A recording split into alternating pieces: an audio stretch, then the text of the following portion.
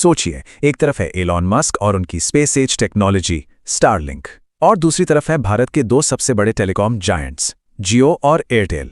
ये कहानी है एक जबरदस्त टकराव की, अरबों रुपयों की, और एक ऐसे यू टर्न की जिसने सबको चौंका दिया। चलिए सीधे कहानी के सबसे दिलचस्प हिस्से पर आते हैं।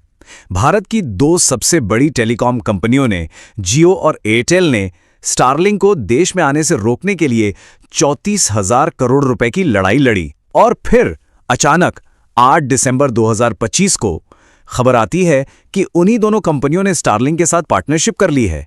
मतलब ये क्या हुआ? तो सबसे बड़ा सवाल तो यही है कि आखिर ये हुआ क्यों? जिस कंपनी को बाहर रखने के लिए इतनी बड़ी जंग छेड़ी गई, अचानक उसे ही अपना पार्टनर क्यों बना लिया गया? इस पूरे उलटफेर के पीछे की वजह को समझने के लिए हमें कहानी की शुरुआत में जाना होगा।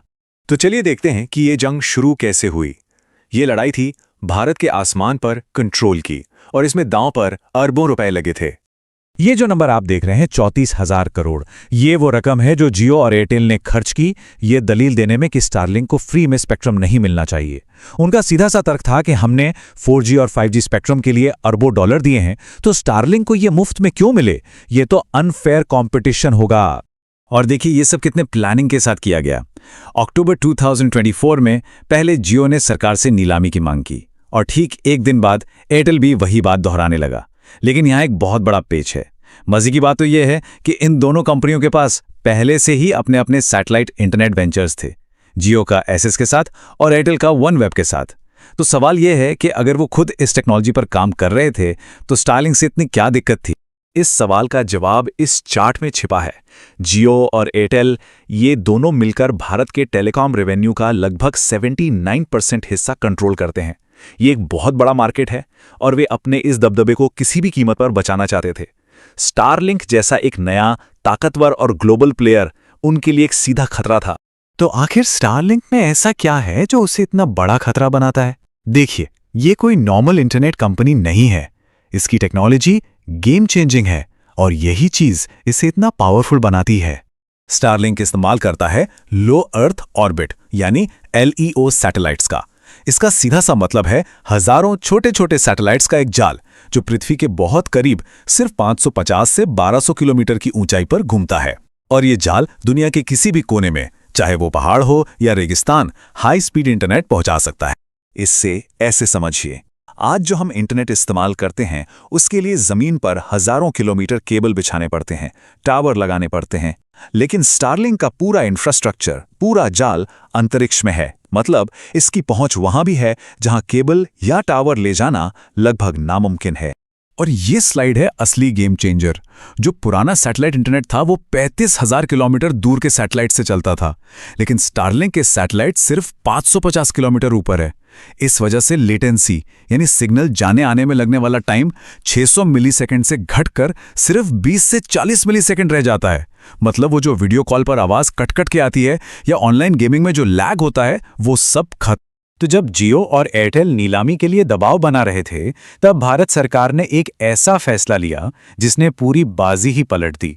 सरकार ने कॉरपोरेट मुनाफे से ऊपर देश के लोगों को प्राथमिकता दी। ये नंबर देखिए, 63 करोड़। ये सिर्फ एक आंकड़ा नहीं है। भारत में आज भी इतने लोग इंटरनेट की पहुंच से पूरी तरह बाहर हैं, और इनमें से ज्यादातर लोग दूर दराज के गांवों में रहते हैं। सरकार के लिए इस डिजिटल खाई को भरना एक नेशनल प्रायोरिटी थी। और फिर 16 अक्टूबर 2024 को दूरसंचार मंत्री ने अपना स्टैंड बिल्कुल साफ कर दिया। उन्होंने कहा कि दूर दराज के इलाकों को जोड़ने के लिए सैटेलाइट ही एकमात्र रास्ता है, इसलिए इसकी नीलामी नहीं होगी। ये जियो और एयरटेल के लिए एक बहुत बड़ा झटका था, और स्टारलिंक के लिए भारत के दरवाजे पूरी तरह से खुल गए थे। तो अब हम वापस आते हैं अपने पहले सवाल पर। जब सरकार ने स्टारलिंक को हरी झंडी दे दी और लड़ाई का रास्ता बंद हो गया, तो जियो और एयरटेल ने क्या किया?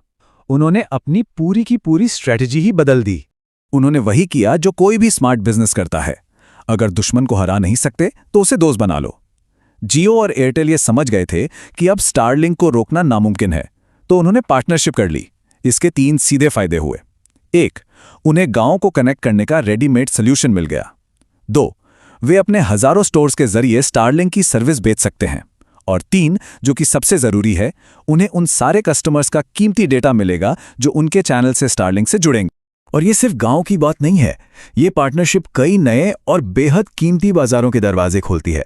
सोचकर देखिए, उड़ते हुए हवाई जहाज़ों में हाई स्पीड इंटरनेट, समुंदर के बीचों बीच जहाज़ों पर कनेक्टिविटी, हमारी सेना के लिए दूर बॉर्डर्स पर सिक्योर कम्युनिकेशन, ये सभी हाई वैल्यू मार्केट हैं जब खुल गए हैं। तो ये कहानी भारत की डिजिटल जर्नी में एक बहुत बड़े मोड़ पर आके खत्म होती है। एक तरफ ये टेक्नोलॉजी करोड़ों लोगों को पहली बार मेनस्ट्रीम इंटरनेट से जोड़ सकती है, लेकिन दूसरी तरफ ये सवाल भी सोचना जरूरी है कि क्या ये टेक्नोलॉजी डिजिटल डिवाइड को सच में खत्म करेगी या फिर एक नई और शायद ज्यादा गहरी खाई की शुरुआत करेगी। इस सवाल का जवाब तो अब हमें आने वाला वक्त ही बताएगा।